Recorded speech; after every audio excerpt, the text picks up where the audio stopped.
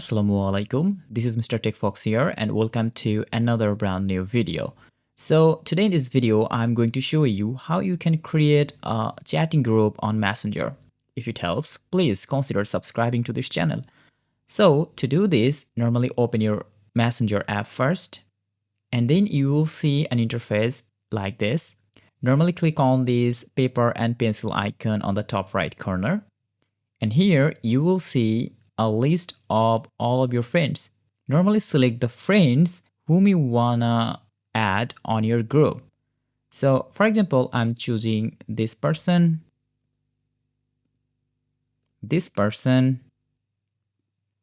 and now I wanna create it. Normally write something and send.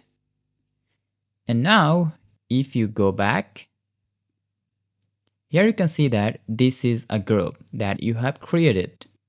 So that's it. Now you know how to create a group chat in Messenger. Thanks for watching.